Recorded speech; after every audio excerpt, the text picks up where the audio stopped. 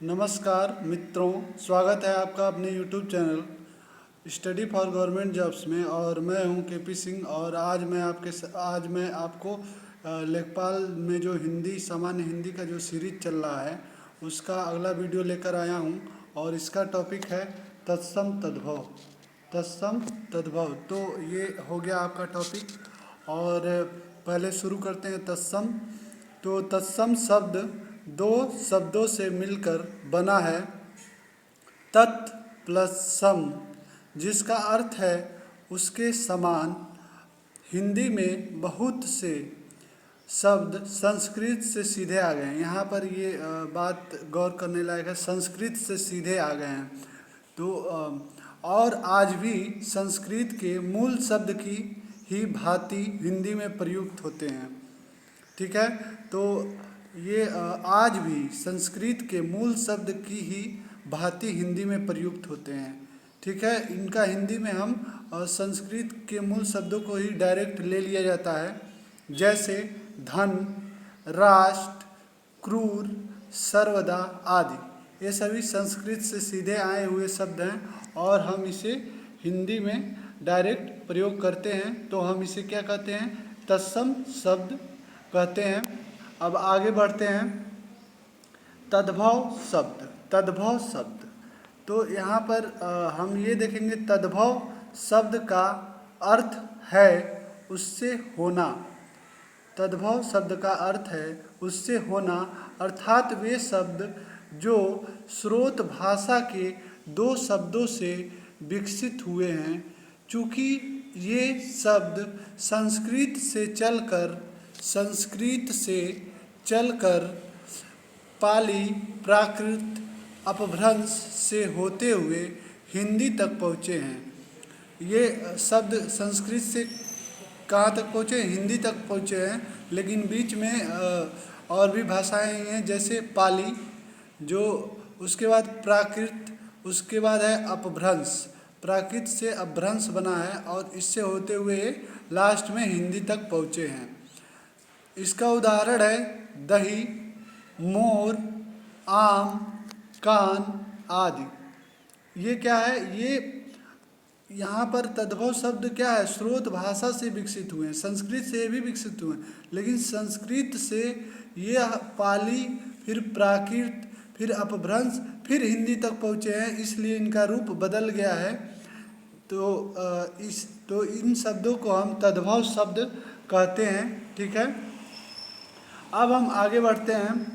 तो आगे UP SSC आयोग द्वारा विगत वर्षों में जो पूछे गए प्रश्न हैं उनका हम अध्ययन करेंगे। उनको हम देखेंगे कि कैसे प्रश्न विगत वर्षों में पूछे गए थे।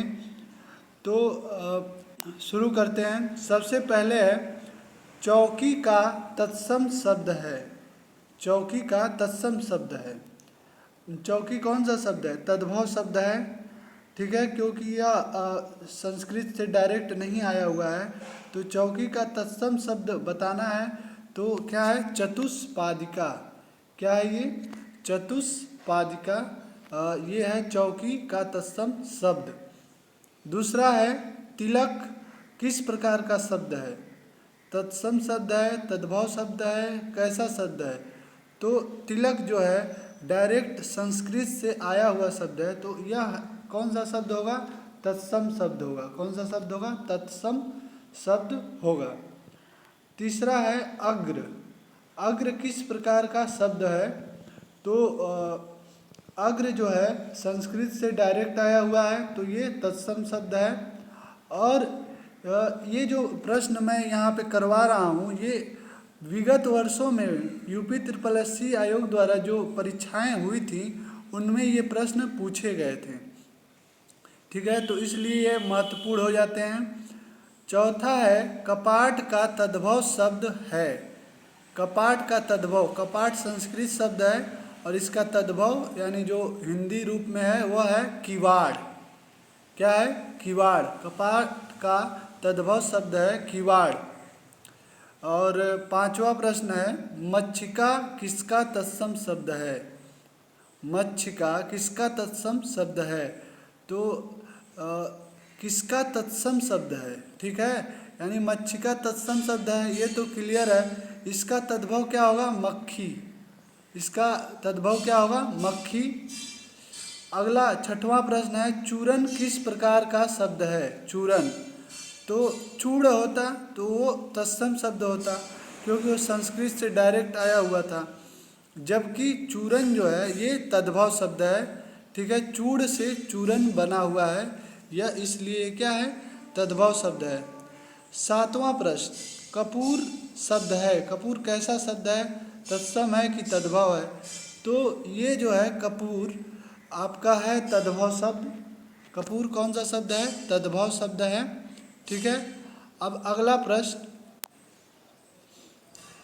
काजू किस भाषा का शब्द है? काजू किस भाषा का शब्द है? तो काजू जो है वो है पुर्तगाली भाषा का शब्द। किस भाषा का शब्द है? पुर्तगाली भाषा का शब्द।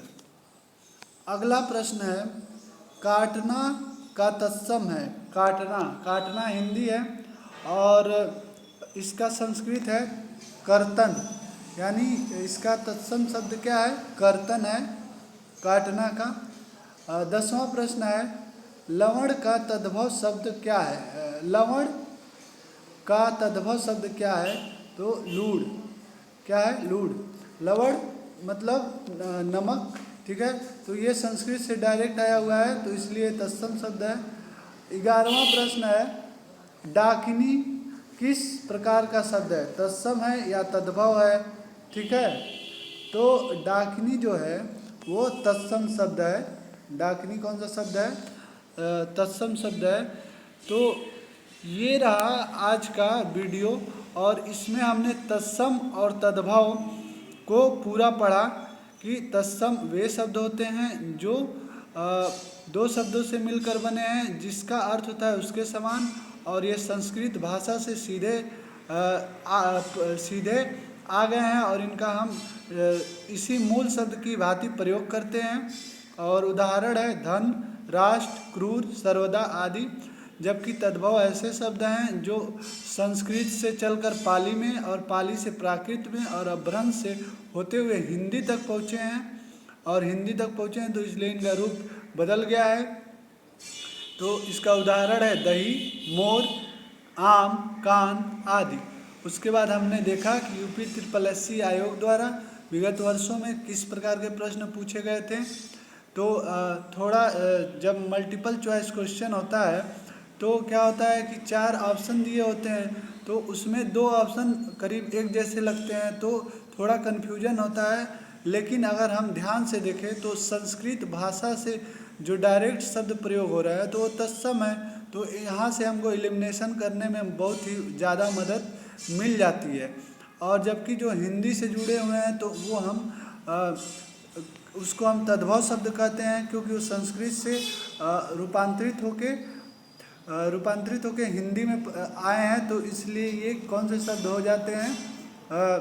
तद्भव शब्द हो जाते हैं। तो आज का बस इतना ही। आज के वीडियो में हमने तत्सम तद्भव को पूरा कर लिया और उसके कुछ प्रश्नों का भी अध्ययन कर लिया। तो मिलते हैं अगले वीडियो में। तो फिलहाल आप इस वीडियो को लाइक करें, सब्सक्राइब करें और शेयर करें।